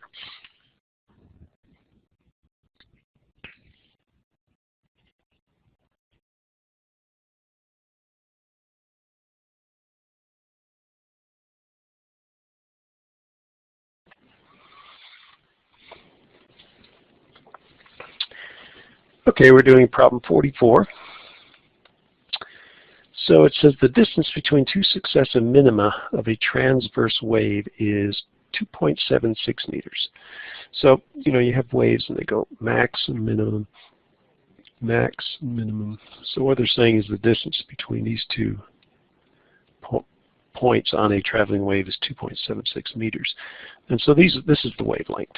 So in this case, wavelength is 2.76 meters. If you measure the distance between the two peaks, that would also be 2.76 meters. So, or if you, any point on this, to find the corresponding other point, it would be 2.76 meters.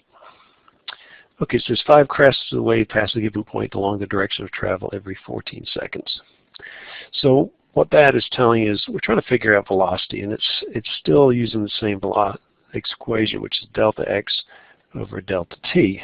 So in our particular case, we have 5 waves, and each wave is 2.76 meters, and the time it takes is 14 seconds. So we'll have a result in meters per second, and I get 0.98. I get 3 significant figures. So the velocity of the wave is just 0.986 meters per second. Because if you think about this minimum just keeps moving from left to right or right to left.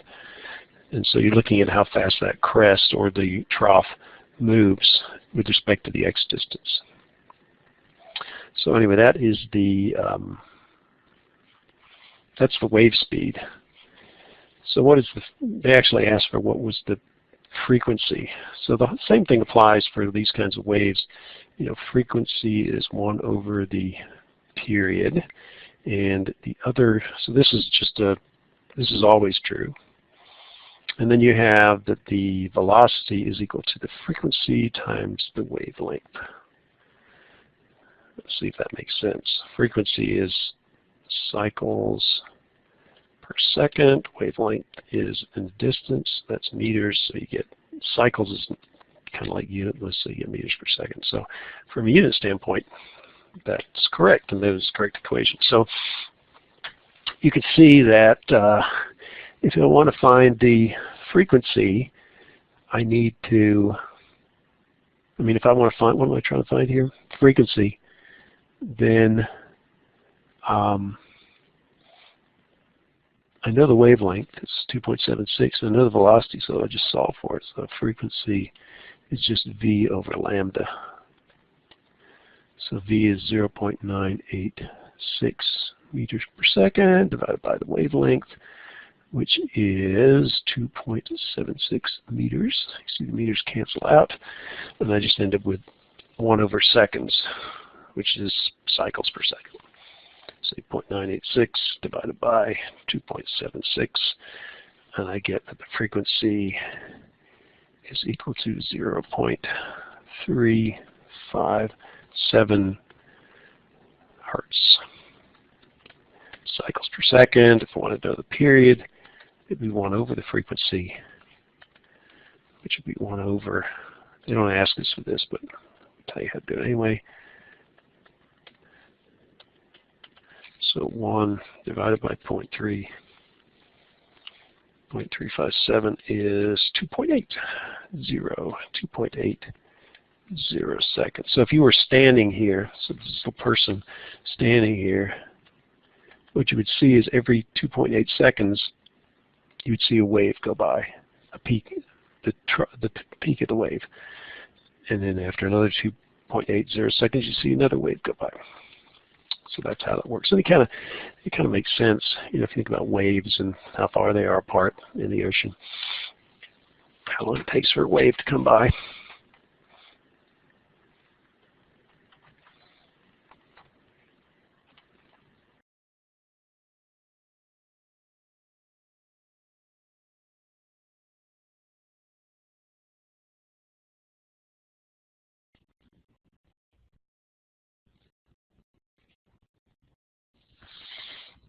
Okay, so we're on problem number 45 now.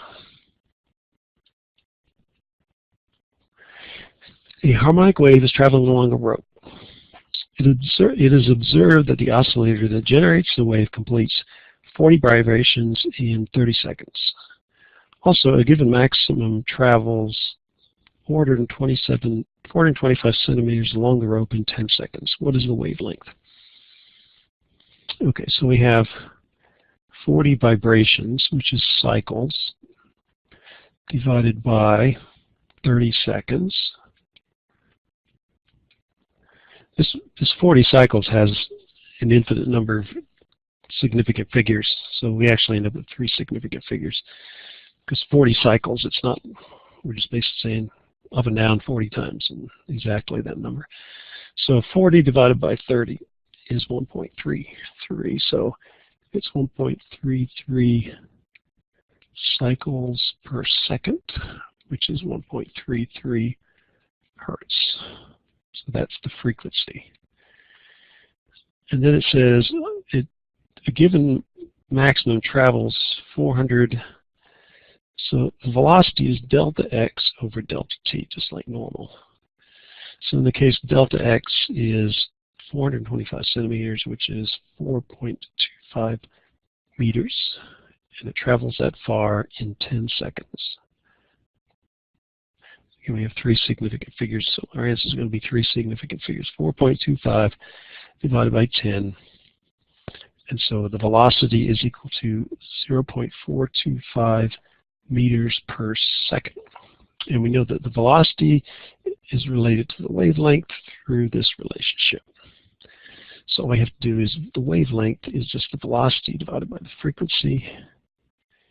The velocity is 0.425 meters per second. The frequency is 1.33 cycles per second. So the wavelength, the seconds cancel out. We get meters per cycle, which is wavelength. 0.425 divided by 1.33 is 0.31. Actually, I'll round up to 2 because I can round up. 320. And the units are meters. We don't do meters per cycle. It's implied in terms of wavelength. Okay, so that was problem number 45. So let me check the answers here. So we have the wavelength is 31.9. What did I get?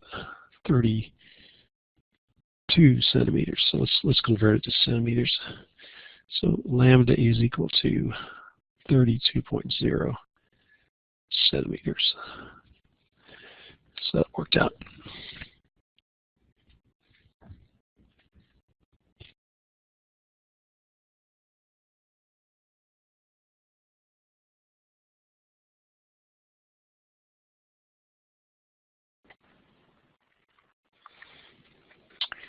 Okay, this is 46. And so it's a bat can detect small objects, such as an insect, whose size is approximately equal to 1 wavelength of the sound the bat makes. If a bat emits a chirp of a frequency, so let's write that down, frequency, 60 hertz,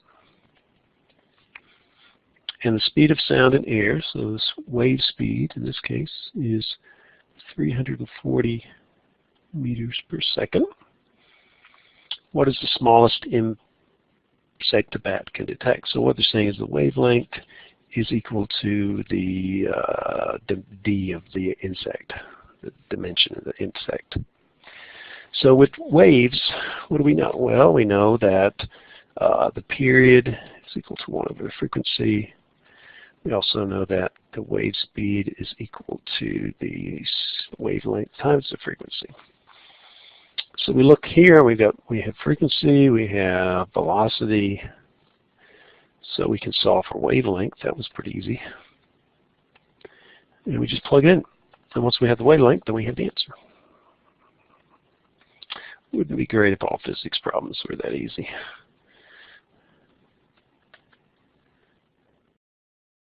So 60 hertz, which is cycles per second. You can see that the units are going to come out to be meters. So we get 340 divided by 60. And something is bothering me. Well, let's just see. Oh, it's kilohertz. Yeah, so what's a kilohertz? So that's 60 kilohertz. Because you would have a huge bat. That's the problem. So 60 kilohertz is equal to 60 times 10 to the third hertz. Kilo, remember, is 1,000. So you get that. So then you multiply it by 10 to the third hertz. There we go. Yeah, now it's much better. Makes more sense. Originally, I was going to get 5.8 meter bat, 5.7 meter bat, which would not be good. It's going to be scary. Actually, insect would be that big. Okay, when you divide by 1,000, you get 0.005, and just checking significant figures, 3 significant figures, 6, 7 meters. So let's change that to centimeters because that's multiplied by 100, and we get 0.567 centimeters, or multiply by 10, you get 5.67 millimeters.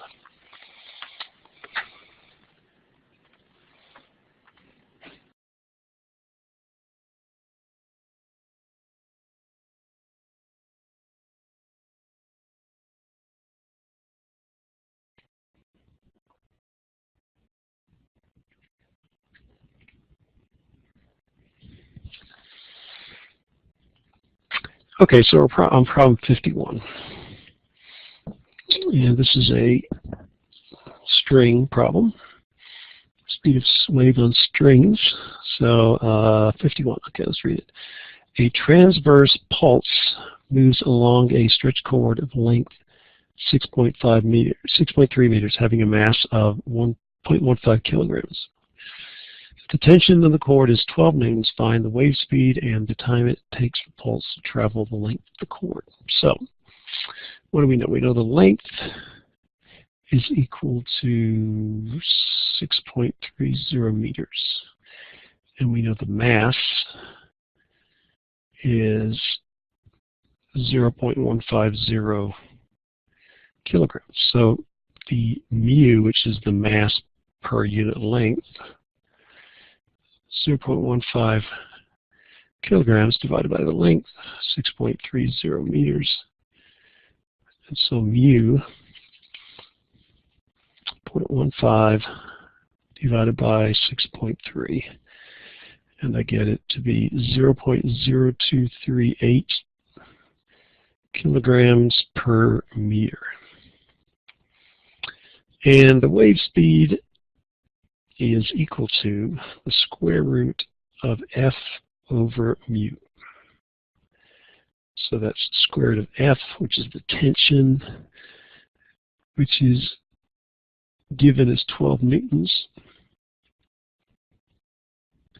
divided by mu, which is 0.0238 kilograms per meter. And since this is in newtons and not kilonewtons, this is just in kilograms, it's all in the base unit, so it will work out, but we'll prove here in a second that it does work out. So we get 100, is it 120 or 12? 12, okay, so we take 12 divided by 0.0238, Take the square root of that, and I get 22.5. 22.5 speed is meters per second. Well, let's just convince ourselves that this is the right unit. So what we're doing is basically doing the square root of newtons, and newton is a 1 kilogram meter per second squared, mass times acceleration, divided by kilograms per meter. Okay, so what is that? The kilograms cancel out. So let's do this. So we get meters per, let's write it as meters per second squared divided by 1 over meters, because it's 1 because the kilograms cancel out. That's the same as meters per second squared times 1 over meters, which is meters. So we get the square root of meters squared per second squared, which is just meters per second, which is the correct units. Okay, so that's our wave speed. And to travel, delta x, delta x is equal to v times t. And in this case, what they're asking for is the time. So the time is just equal to delta x divided by v. The string is 6.3 meters divided by the wave speed, which is 22.5 meters per second. And that'll give us time in seconds. 6.3 divided by 22.5, 0.28 meter or seconds, sorry.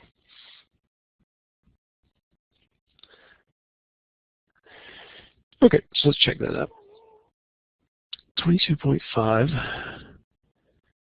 Okay, they got 22.4, close enough. 0.28 seconds. Looks good.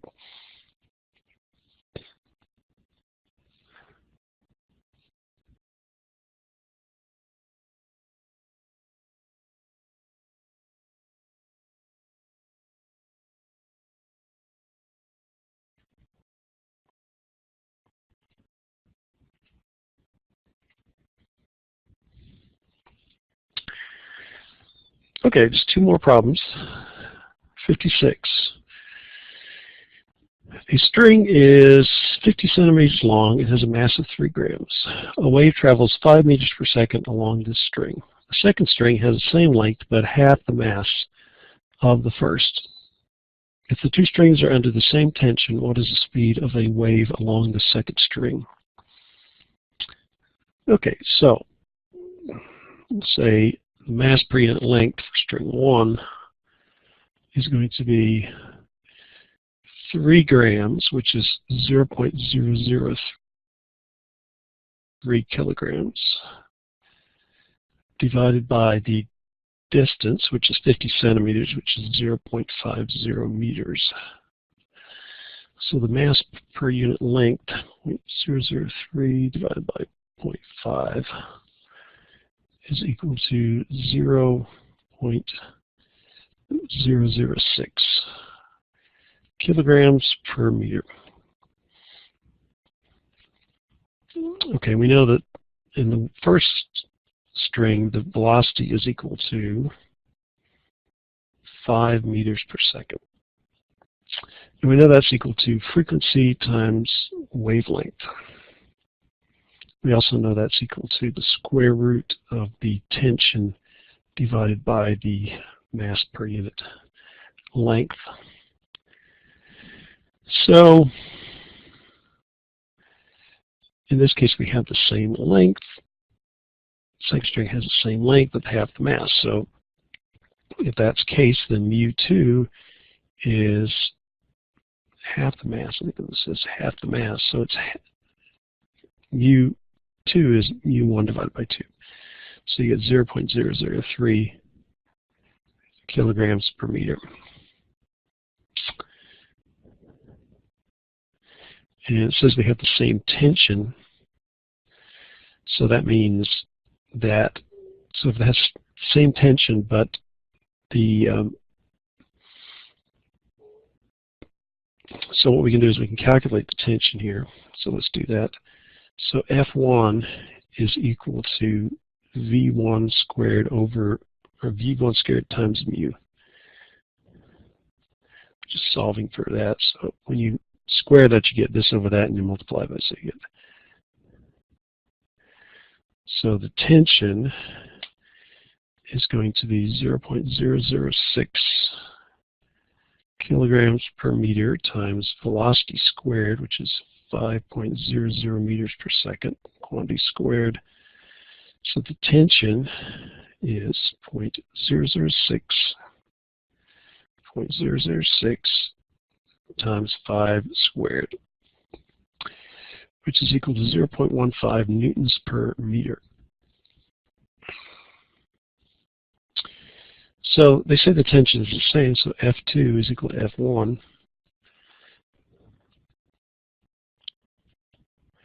So since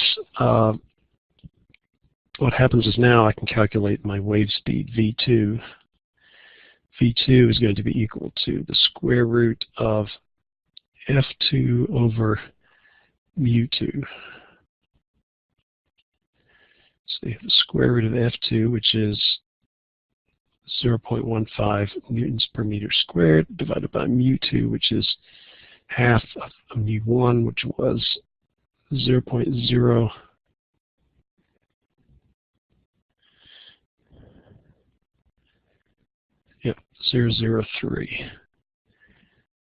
kilograms per meter. So that's V2.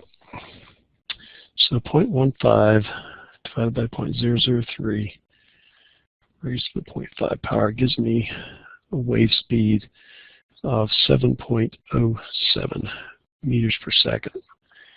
And what they're asking for is, if the two strings are in the same, what is the speed of wave? Oh, that's it. So that's the answer, 7.07.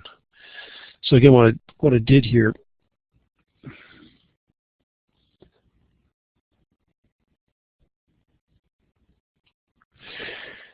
what I did was I calculate mu1, and I knew V1. So I calculated the tension. Then the tensions were kept the same, and then I could calculate V2 from the same relationship. So let me just check the answer. 56 should be 7.07. 56 is 7.07 meters per second.